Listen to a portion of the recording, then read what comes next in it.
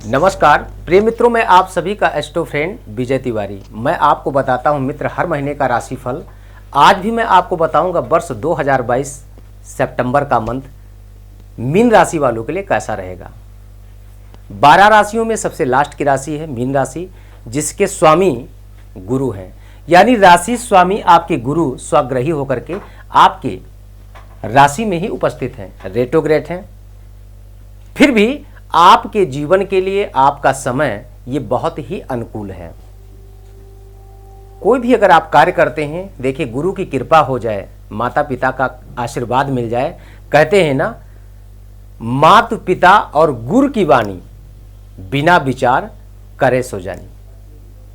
माता पिता और गुरु के वाणी पे कभी भी विचार नहीं करना चाहिए, कभी भी तर्क नहीं करना चाहिए। ये कैसे, ये क्यों। उनकी वाणी ही समझिए आपके लिए सबसे बड़ा आशीर्वाद है। उनकी वाणी का, उनके बातों का अगर आप अपने जीवन में मेरे मित्र अनुपालन करते हैं तो आपके जीवन में बहुत अच्छा आपको लाभ मिल सकता है। यहां पे अगर बात करूं विलंब ना करते हुए, क्योंकि गुरु की कृपा जिस व्यक्ति के पे हो जाती है ना, उस व्यक्ति को जीवन में बहुत अच्छी सफलता मिलती है। गुरु ज्ञान का कारक है, संतान का कारक है, सुख का कारक है, धर्म का कारक है, अध्यात्म का कारक है। जितने भी हम शुभ कर्म करते हैं सबके कारक महाराज गुरु हैं। तो आपकी पत्रिका के अकॉर्डिंग अगर बात करूं द्वितीय स्थान की, द्वितीय स्थान पे राहु बैठा हुआ है। जो कहते हैं ना, क्या आपके वाणी पे राहु बैठा हुआ है, आप कैसे कटु शब्द बोल रहे हैं। वाणी का आपके जीवन बहुत बड़ा मायने है। याद रखिएगा, धन और वाणी भाव पे यानी द्वितीय स्थान पे थोड़ा सा आपके कुटुंब, आपके भाइयों के साथ, आपके सगे सहोदरों के साथ में थोड़ा संबंध मिसअंडरस्टैंडिंग हो सकता है, सिर्फ आपके वाणी दोष के कारण। वाणी पे कंट्रोल करना है, वाणी पे लगाम लगाना है।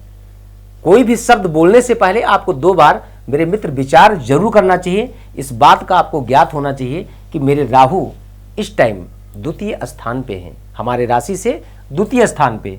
तीसरे भाव की बात करूं तो मंगल वृषभ राशि का गोचर करेगा, बहुत अच्छा रहेगा। संघर्ष आपका कम होगा, पराक्रम में आपको एक अच्छी सफलता मिलेगी। किसी भी कार्य क्षेत्र में अगर आप कार्य कर रहे हैं तो उसमें आपको यश कीर्ति जरूर प्राप्त होगी। चतुर्थ स्थान की बात करूं तो बुध की राशि मिथुन राशि है। बुध आपकी पत्रिका में केंद्र बैठे हुए हैं, ये बहुत अच्छा है। जो आपकी पत्रिका में बहुत अच्छा है, केंद्र का स्वामी केंद्र में बैठना बहुत ही अच्छा लाभ आपको प्राप्त होता है, बहुत अच्छा योग बन रहा। यहाँ पे अगर आपकी बात करूँ तो माता के स्थान पे बुध की राशि ही है। माता के स्वास्थ्य में माँ की ममता आपको अतिशीघ्र बहुत सुंदर प्राप्त होगी। अपने से बड़ों का आशीर्वाद, सहयोग प्राप्त होगा। भूमि भवन वाहन इत्यादि का अगर कोई प्लान कर रहे हैं, ये कार्य आपके बनते हुए मुझे दिखाई दे रहे हैं, यानी ये आपका सपना पूरा होगा।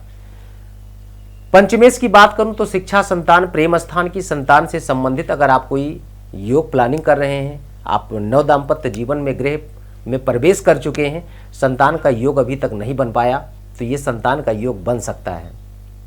दूसरी चीज, शिक्षा से संबंधित कोई आप तैयारी कर रहे हैं, कोई जॉब के लिए तैयारी कर रहे हैं, IAS, PCS या राज्य स्तरीय शिक्षा अध्ययन कर रहे हैं, तो आपको अपनी शिक्षा के प्रति सचेत रहने की जरूरत है। थोड़ा मेहनत करेंगे, सफलता आपको जरूर मिलेगी।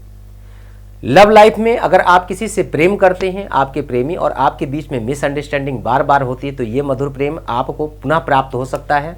बहुत अच्छा आपकी पत्रिका में संयोग है। संतान के बारे में मैंने आपको बता दिया। संतान की प्राप्ति अगर आप करना चाहते हैं तो संतान के लिए आप तैयारी करिए, प्लान करिए, आपके लिए काफ़ी अच्छा समय है। क्योंकि गुरु की कृपा, संतान का भी सुख गुरु के द्वारा ही मिलता है।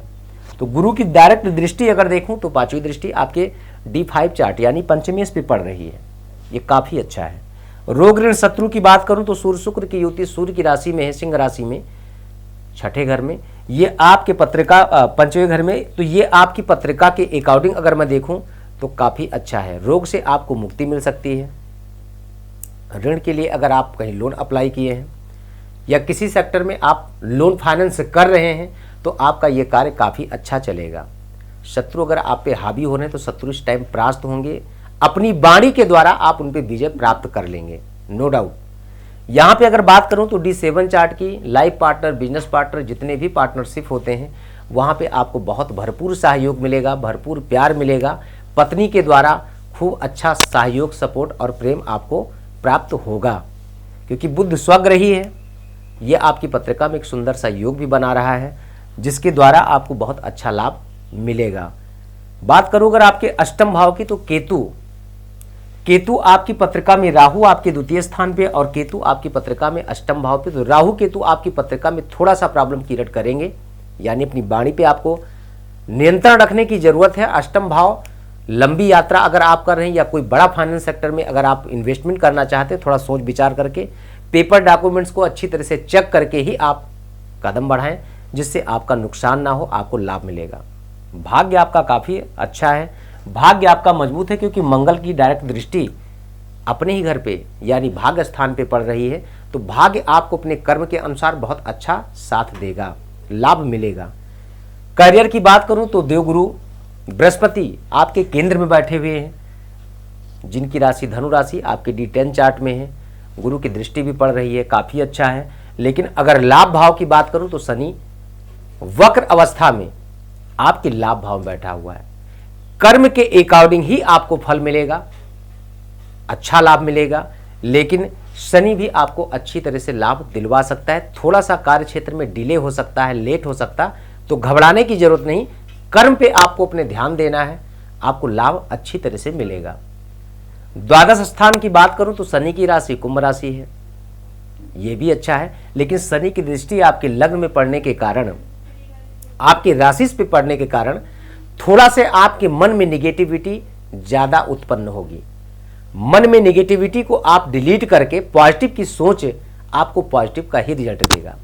शनि की दृष्टि तीसरी दृष्टि से आपकी पत्रिका में ये, और 7वीं दृष्टि से अगर देखा जाए तो आपकी पत्रिका में D5 चार्ट यानी शिक्षा, संतान, प्रेम स्थान को भी थोड़ा सा बाधित कर रहा। लेकिन घबराने की जरूरत नहीं है, सिर्फ अपने कर्म पे आपको ध्यान देने की आवश्यकता है। एक चीज का विशेष करके ध्यान दें, क्योंकि आपके पत्रिका के अकॉर्डिंग जो भी फलादेश होता है, ये सिर्फ चंद्रमा के गोचरीय परिवर्तन के अनुसार, चंद्रमा के गोचरीय परिवर्तन के अनुसार पूरा फलादेश तो नहीं किया जा सकता। लेकिन हाँ, इसमें दो चीजें बहुत इंपॉर्टेंट हैं। चंद्रमा का किस राशि पे स्थित होना, क्योंकि चंद्रमा मन और मस्तिष्क का कारक है। कहते मन के हारे हार, मन के जीते जीत। मन से ही आप किसी चीज को हार जाएंगे तो मेरे मित्र आपको सफलता नहीं मिलती, निगेटिव का ही रिस्पॉन्स मिलता है। लेकिन मन की प्रसन्नता के चलते अगर आप किसी चीज को जीत लेते हैं, कहते नहीं मुझे सफलता मिलेगी, 100% आपको सफलता मिलती भी है। इसमें मेन महत्व होता है आपके दशाओं का। दशाएं आपकी पत्रिका में कैसी चल रही हैं, क्या गुरु की महादशा है या शनि की जैसी दशा होती है, फल भी उसी प्रकार से आपको मिलता है। तो विशेष करके अगर आपके मन में भी कोई प्रश्न है, कोई सवाल है, तो आप स्क्रीन पे जो नंबर दिया जा रहा है, इस नंबर के माध्यम से अपनी पत्रिका का संपूर्ण विश्लेषण मेरे द्वारा आप प्राप्त कर सकते हैं। आपकी पत्रिका में कौन से ग्रहों का क्या आपके जीवन में साइड इफेक्ट पड़ रहा, जिसके द्वारा आपके जीवन में प्रेजेंट टाइम में क्या आपको लाभ मिलेगा, क्या आपको नुकसान होगा, मैं आपको बताऊंगा। आपके मन में भी कोई प्रश्न है, व्यापार, परिवार, करियर, लव लाइफ, किसी प्रकार का अगर आपके मन में कोई प्रश्न है तो आप मुझे कॉल कर सकते हैं। आज के इस वीडियो में सिर्फ इतना ही। पुनः मैं किसी नए विषय, नए टॉपिक को लेकर के मैं चर्चा करूंगा। तब तक के लिए नमस्कार। जय श्री सीताराम।